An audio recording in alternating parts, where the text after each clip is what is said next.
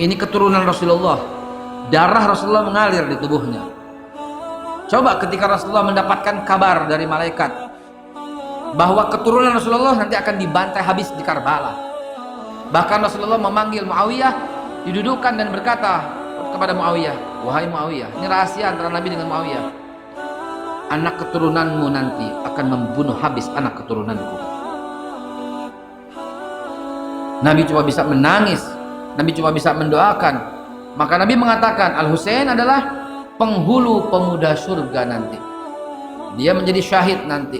Apa yang terjadi? Tercabik-cabik. Apa? Ya Allah, doa Rasulullah, kutukan Rasulullah kepada mereka pencabik-cabik itu. Na'udzubillah summa na'udzubillah. Dan itu berlaku terus, bahwa Fatimah mempunyai anak namanya Al-Hasan dan Al-Husain. Apa yang kejadiannya, saudara? Al-Husain punya anak, punya Ali Zainal Abidin, punya anak terus sampai kepada habaib. Dan antum kalau umpamanya tidak bisa membela perjuangan habaib, cukup diam, jangan ikut-ikutan untuk mencelaknya, jangan ikut-ikutan untuk menyakitinya. Menyakiti hatinya sama dengan menyakiti hati Rasulullah sallallahu alaihi wasallam. Bismillahi, assalamualaikum warahmatullahi wabarakatuh. Alhamdulillah, nahmaduhu wa nasta'inuhu wa nastaghfiruh wa na'udzu billah min sururi anfusina wa min sayyiati a'malina. Man yahdihillahu fala mudhillalah wa man yudlilhu fala hadiyalah. Asyhadu an la ilaha illallah wahdahu la syarikalah wa asyhadu anna Muhammadan abduhu wa rasuluhu la nabiyya ba'dah. Allahumma salli wa sallim ala sayyidina wa habibina wa syafi'ina wa maulana wa zurina wa qurratu ayuna sayyiduna Muhammad wa ala alihi wa sahbihi wa ajmain wa ala alihi wa sahbihi wa alihi wa ashabihi wa azwaji ajmain. Qala Allah Ta'ala fil Qur'anil Karim, a'udzu billahi minasyaitonir rajim, bismillahirrahmanirrahim, ya ayyuhalladzina amanu taqullaha wal tanzur nafsum ma qaddamat lighad wattaqullaha innallaha khabirum bima ta'malun. Wa qala aidan innamal mu'minuna ikhwatun faslihu baina akhwaykum. Wa qala aidan wa'tasimu bihablillahi jami'an wa la tafarraqu. Sadaq Rasulullah Nabiyil Karim wa nahnu adzalika minasyaitonir hamdillahi rabbil alamin. Hadirin dimuliakan Allah Subhanahu wa taala, setiap masa akan selalu saja ada orang yang mengganggu umat Islam. Di setiap masa akan selalu ada musuh Allah Subhanahu wa taala.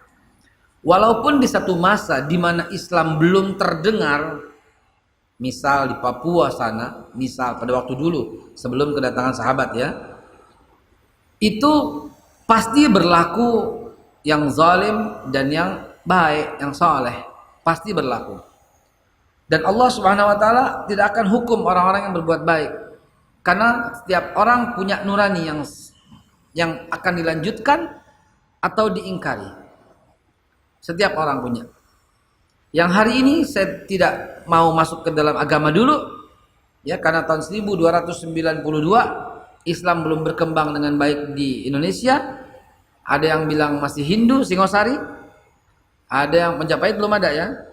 Ada yang bilang ateisme atau dinamisme atau monoteisme dan lain-lain. Saya belum masuk ke sana karena ketika tahun kedatangan 1480-an baru mulailah Islam berkembang dengan pesat dengan dakwah yang luar biasa dari Maulana Malik Ibrahim.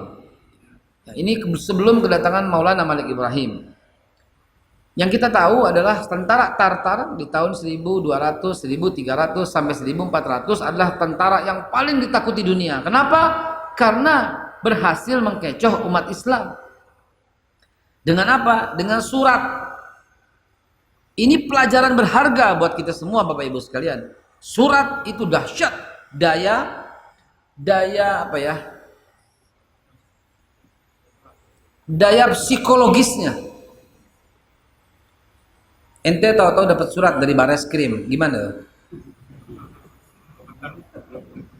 Gimana? Coba, naudzubillah. Ente tahu-tahu dapat surat dari Raja Salman mengundang, gimana kira-kira? Lihat surat. Maka ini pelajaran buat kita. Rasulullah sallallahu alaihi wasallam wa alihi washabihi ajwajin Itu luar biasa. Mengajarkan itu kita surat. Periode Mekah diajarkan kita untuk membuat perjanjian. Periode Madinah juga untuk menggetarkan hati kaum kafir pada waktu itu beliau tulis surat. Beliau tulis surat. Assalamu ala man ittaba'al huda. Keselamatanlah kepada mereka yang mengikuti petunjuk. Min Muhammad Rasulullah, dari Muhammad Rasulullah ila Heraklius azim, kepada Heraklius yang mulia. Aslim taslam, masuklah Islam niscaya kau akan selamat. Kalau ingkar maka, dan seterusnya panjang suratnya. Saya nggak menghafalnya. Nah hadirin sekalian, ini diikutin. Sayang 1000 kali sayang yang diikutin pada waktu itu bangsa Mongol. Tahu Mongol? Tahu Mongol? Bahkan salah satu kekuatan tentaranya suku Uighur. Ya. Namanya Ike Mese.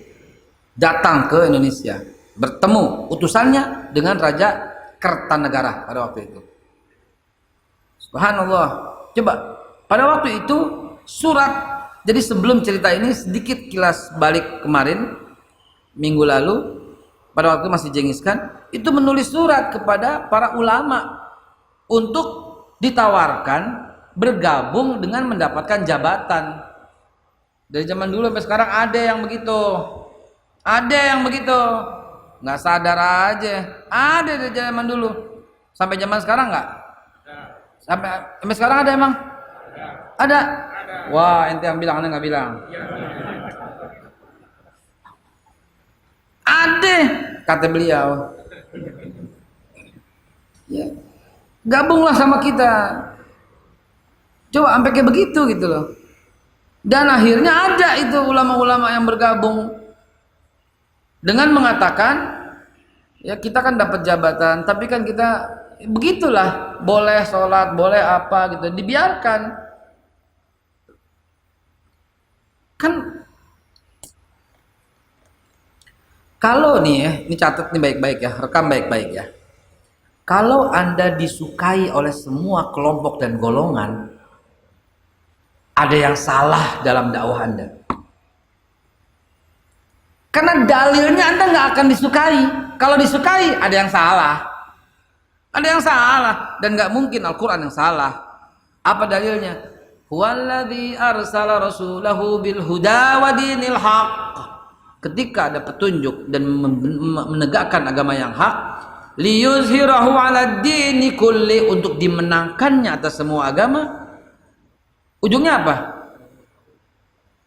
Falau karihal apa? Musyrikun. Sekalipun orang musyrik nggak bakal suka sama ente. Kalau ada orang musyrik suka sama ente, bukan Quran yang salah, ente yang salah. Sebelumnya yuriduna liyutfi'u nurallahi biafwahihim wallahu mutimmu nurihi walau karihal kafirun. Sekalipun orang kafir nggak suka. Kalau orang kafir suka banget sama ente, ada yang salah dakwahnya. Nggak peduli siapa kayak yang dakwah. Kalau disukai oleh semua orang, ada yang salah. Ada yang salah. Karena Rasulullah nggak disukai dakwahnya oleh siapa? Oleh Abu Jahal, Abu Lahab.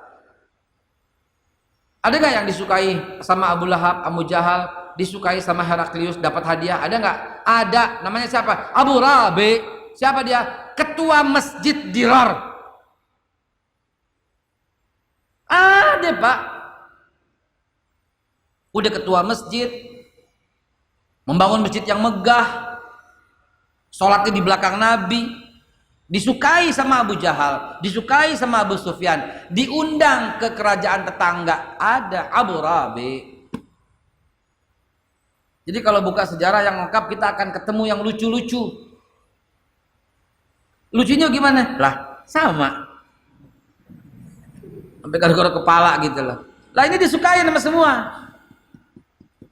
Emang dikira Nabi nggak marah? Ini orang-orang yang belajar cuma separuh, kurang jauh mainnya. Ya. Nabi Muhammad itu diludahin diam. Saya begitu ada orang kayak gitu, saya kepengen deketin, cuah gitu dia. Kurang ngajar loh, kan Nabi Muhammad diam. Coba aja gitu. Nabi Muhammad ditimpukin sampai berdarah, nggak marah. Kita timpukin sampai berdarah, coba dituntut, besok kan dilaporin polisi. Jadi ini orang ngapa maksudnya? Emang itu kan sejarah. Ya itu Rasulullah Sallallahu Alaihi Wasallam memberlakukan itu kepada dirinya, didoain lagi. Tapi begitu keturunannya diganggu, apa yang terjadi? Bu. Begitu agama diganggu, apa yang terjadi? Itu Masjid Dirar dirubuhin oleh Rasulullah dengan tangannya sendiri. Ayo, ayo, main keras-kerasan kalau agama diganggu. Sampai kata sahabat, kata Ibn Malik, saya nggak hafal tuh, tidak ada yang sanggup menahan amarahnya Nabi kalau udah agama diganggu.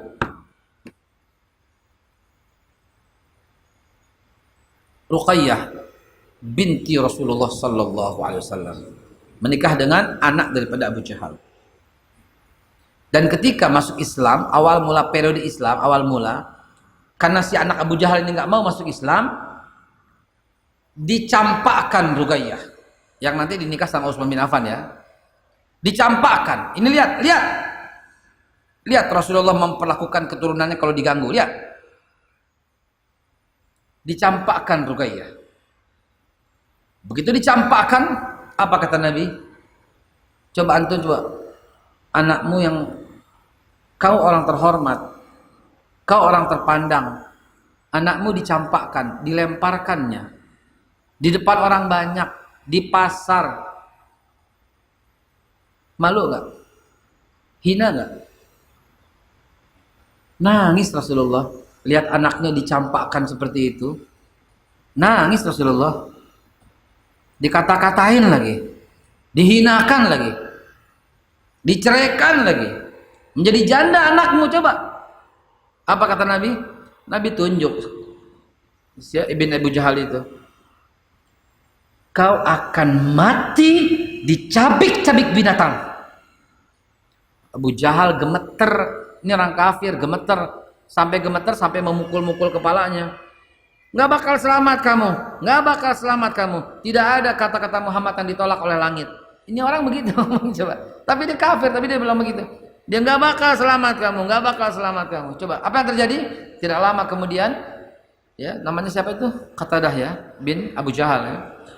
Itu kemudian apa yang terjadi? Dia keluar kota sebentar dan ternyata ada hewan buas yang ngamuk, singa gurun atau anjing gurun, mencabik-cabik tubuhnya sampai hancur.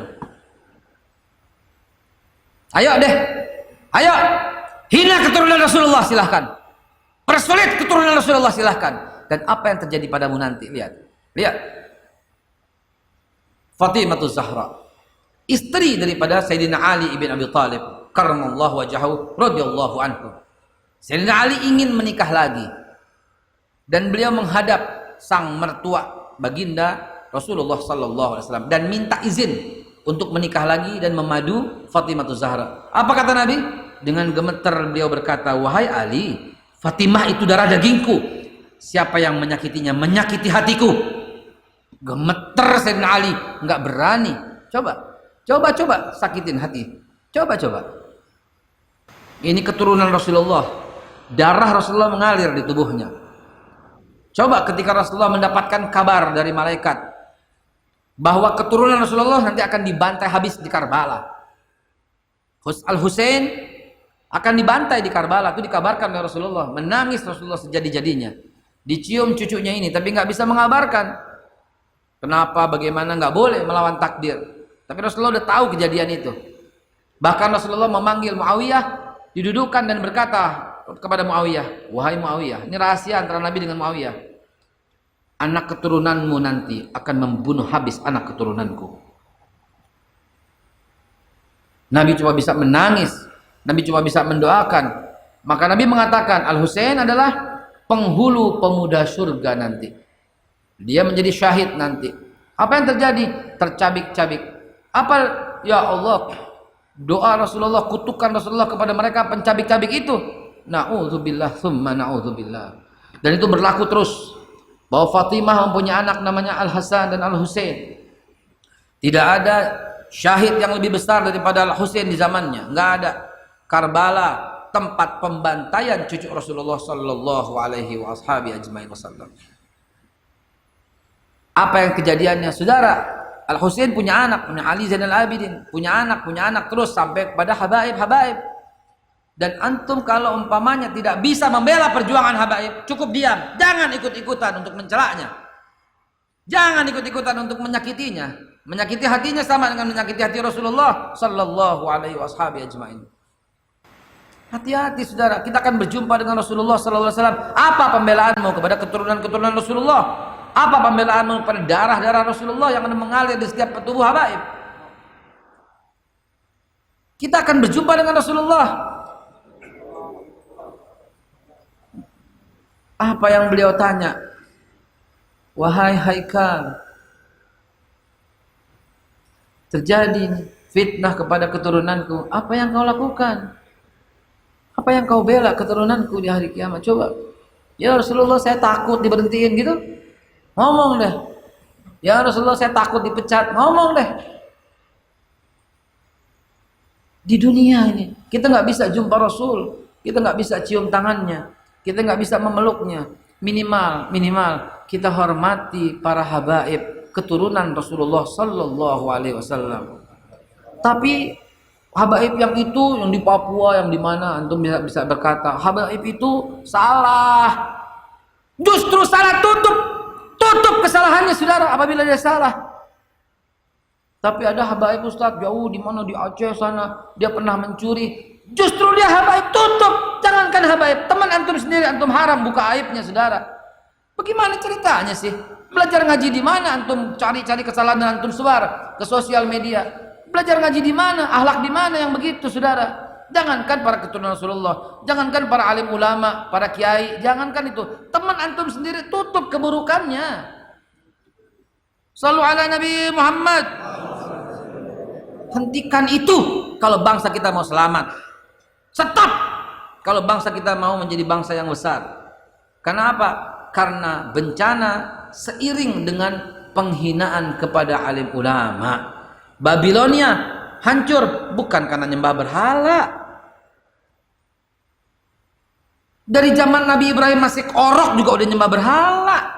Tapi ketika mau coba-coba menyakiti Nabi Ibrahim, Allah binasakan Babilonia. Coba cerdas dalam melihat sejarah. Kerajaan Mesir dipimpin Fir'aun. Dari Nabi Musa masih di ayunan, masih dialirin sungai, Fir'aun udah jadi ngaku jadi Tuhan. Tapi belum dibinasakan oleh Allah. Kapan dibinasakan? Ketika Fir'aun coba-coba menyakiti ulamanya zaman itu, yaitu Nabi Musa alaihissalatu wassalam.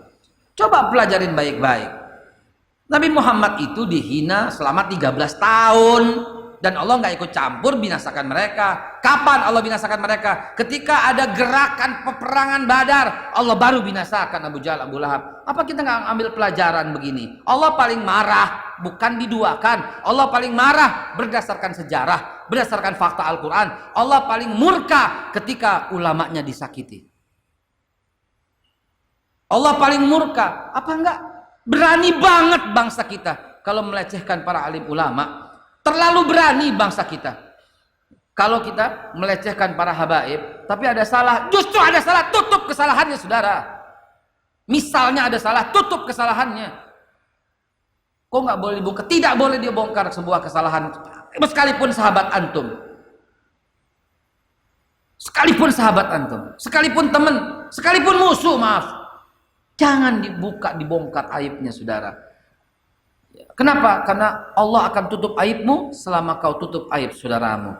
Allah akan bongkar aibmu selama kau bongkar aib saudaramu. Dan yang dibongkar ini ulama, habaib, kiai. Mau jadi apa bangsa kita saudara? Semoga Allah subhanahu wa ta'ala berikan kita ini semua hidayah. Semoga Allah subhanahu wa ta'ala menunjukkan hidayah kepada semua bangsa kita menjadi rukun kembali damai sebelum peristiwa di Kepulauan Seribu. Paham nggak lo? Memang itu awalnya. Sebelum itu nggak ada. Sebelum itu tenang, akur, damai.